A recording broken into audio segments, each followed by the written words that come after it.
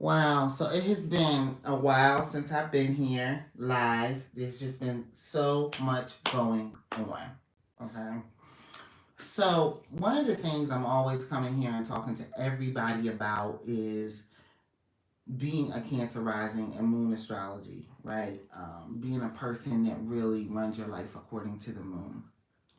Well, y'all, I just literally found out through research and so much just rinse and repeat and watching and looking and noticing what the moon does. The moon is actually the key to everyone's chart opening all the way up. Okay? You need to know what your ruling planet is, and your ruling planet is set up for you via your rising sign.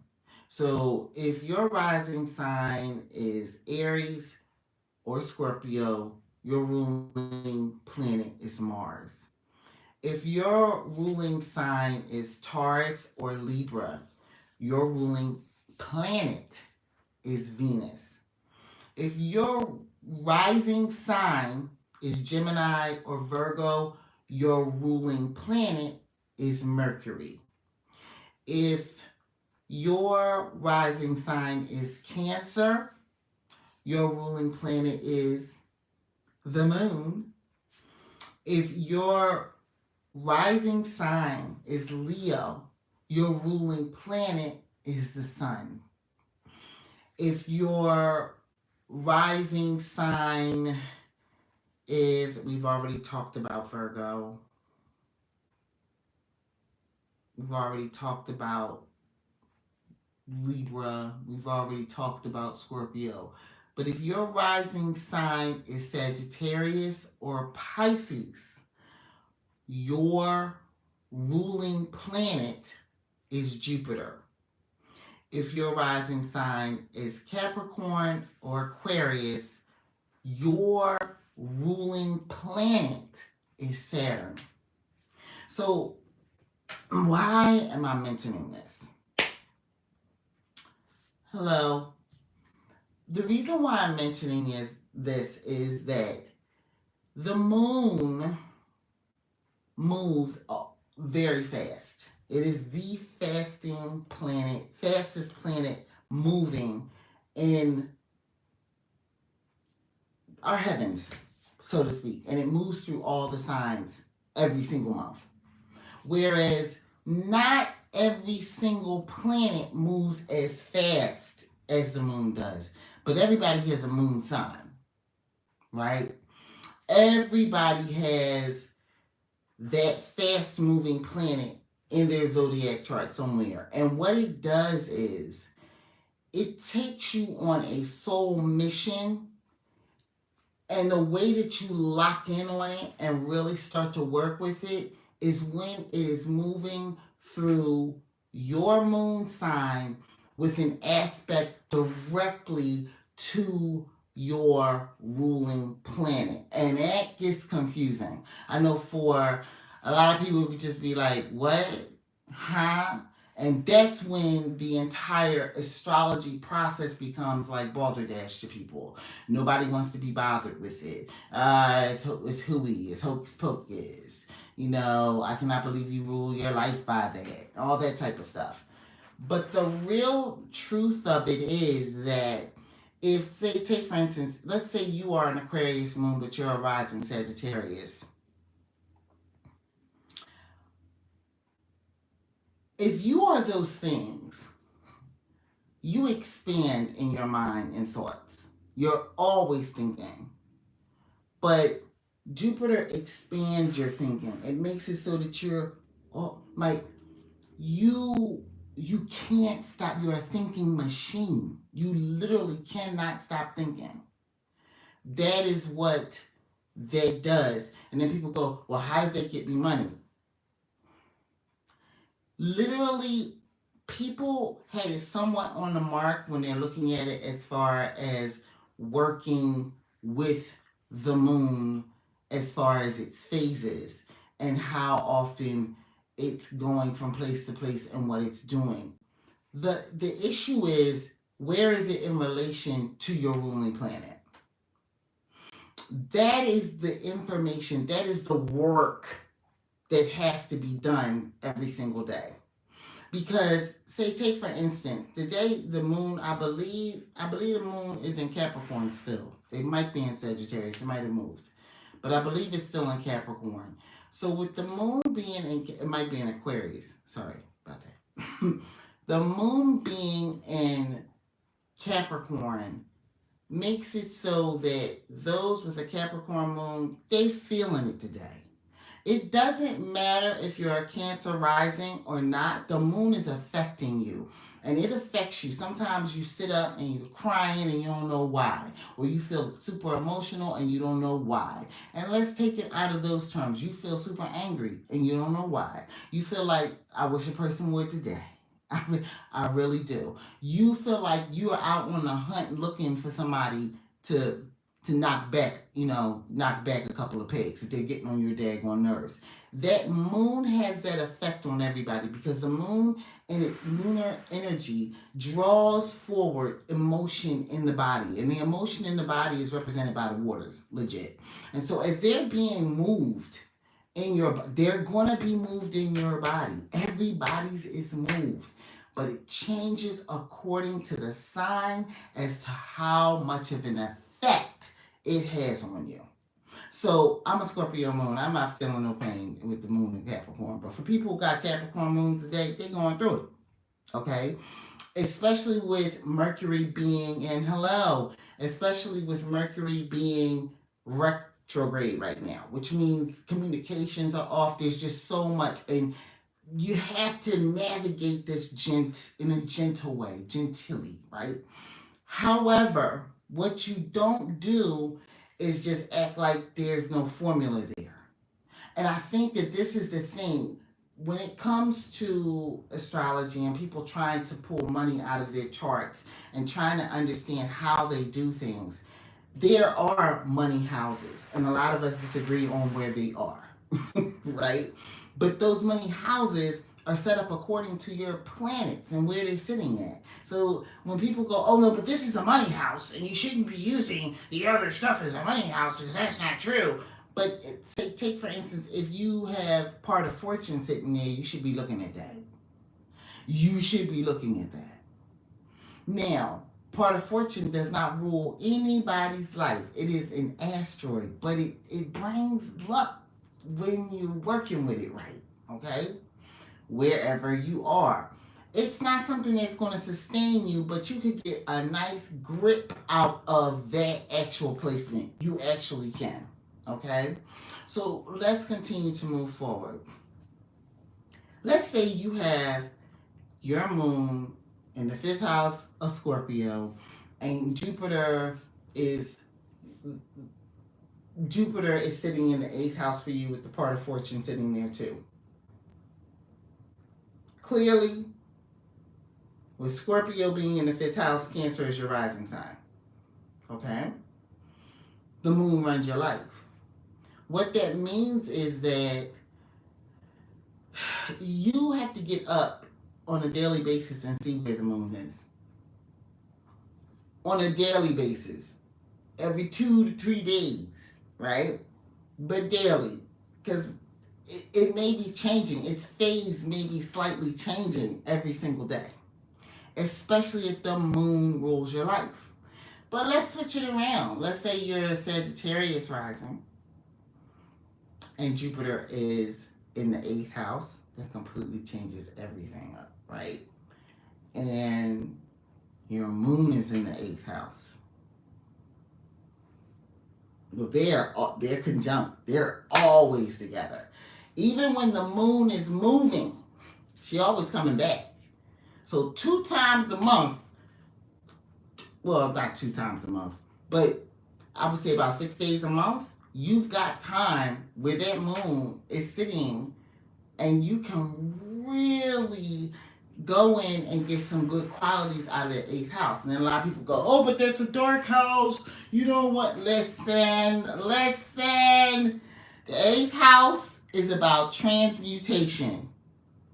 Learning how to transform energies that you're going to bump into all the time. It's not just about law. It's not just, not law. It's not just about legal documents, inheritances, dark issues, the occult, and sex. It's not. It's also about transmuting life, changing life around. Okay, things come at you. How do you let them come to you? Because that scorpionic energy is sitting right there in the eighth house. I don't care what the sign is. That scorpionic energy is sitting right there, right? And so when it comes to you, you're gonna hold it because you're Scorpio. You don't let nothing flow out of your body. That part of that energy is sitting there, right? And let me think. I'm gonna think as I'm doing this. We got Sagittarius is Capricorn in the first, so that means that Cancer is in the seventh, which means no, Capricorn's in the, oh, Cancer's in the eighth. Oh, okay, okay. So you are transforming your family life type of energy in that eighth house because the Cancer is sitting there, right? And you got the moon sitting there and Jupiter. Now, let's get ready to get into this. Let's jump in here, baby, okay? You got, pardon me, itching right here. Woo-hoo. You have Cancer sitting in the 8th house, and Jupiter is sitting in there, and so is your moon. The moon is domiciled on its own sign of Cancer. Jupiter loves to be in Cancer.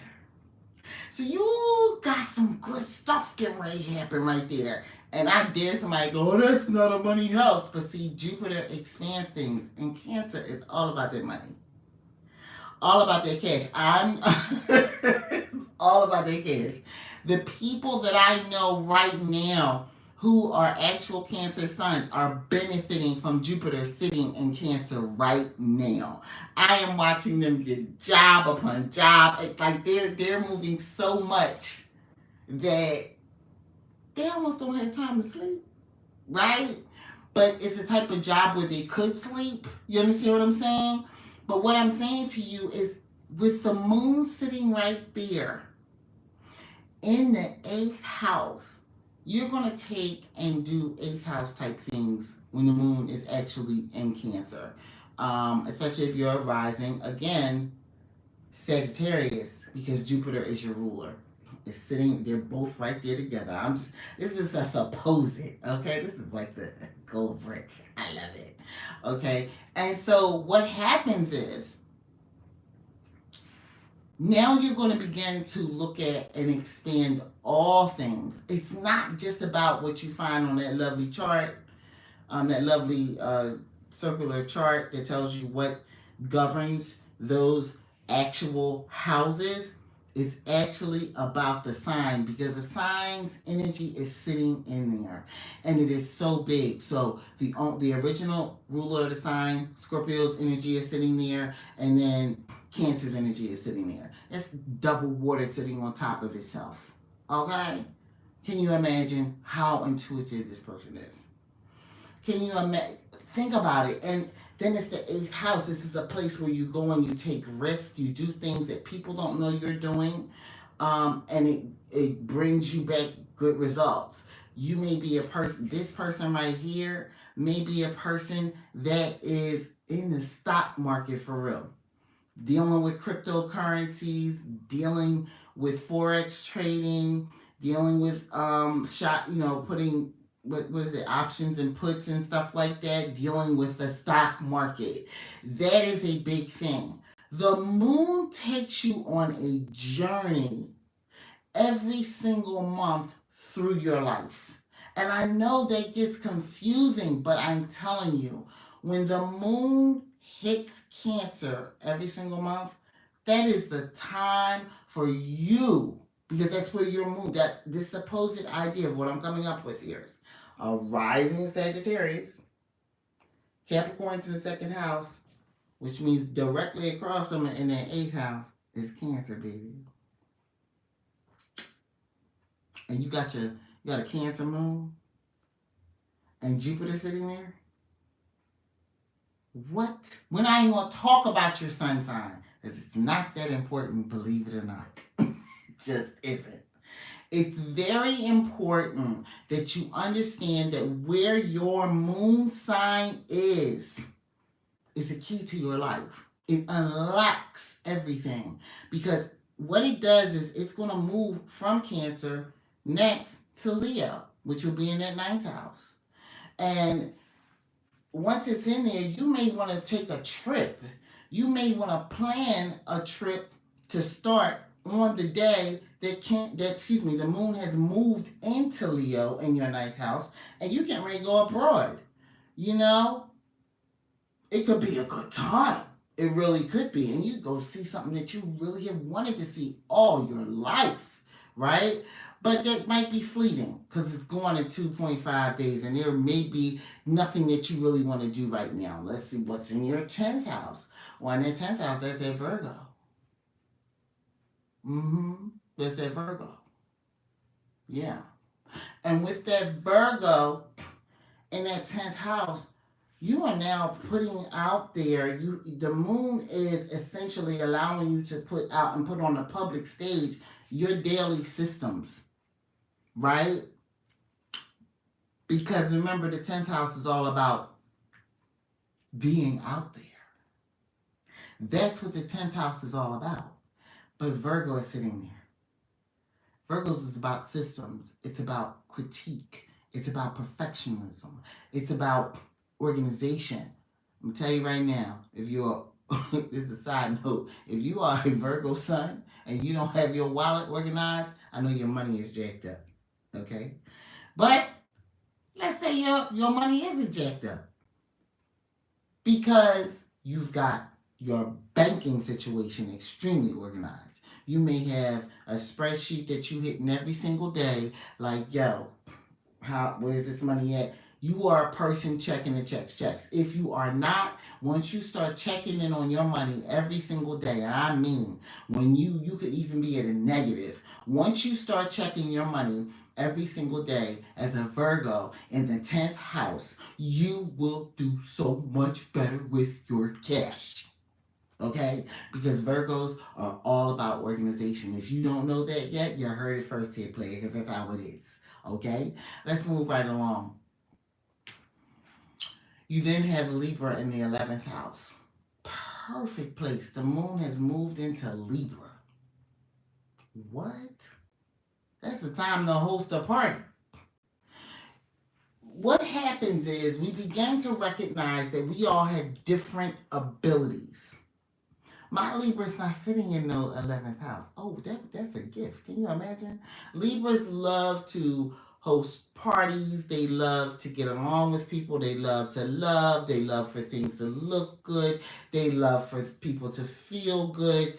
And they love for people to be just. They love for people to have fun. They love for people to eat well. Like, Libras are like, literally, they're ruled by Venus for a reason. Same reason that Taurus is. It's just a different expression of a very similar type of thing, right? And so the moon moves into your 11th house of Libra. That's the time to host a party. And I know a lot of people will go, I'm not going to live my life like that. I'm just going to be all... But see, how's that getting you? Where's that getting you? When you have an actual system that sets you up and you start to understand things for just you, because you're the only person with your chart. You're the only person with your chart.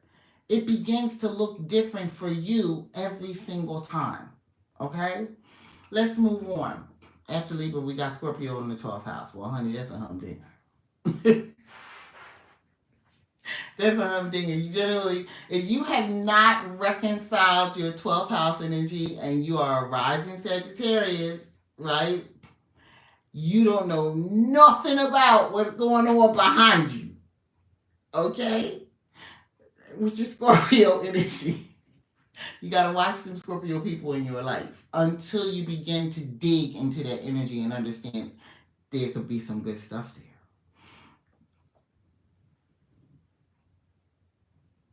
Like, let's say your Venus is in Scorpio.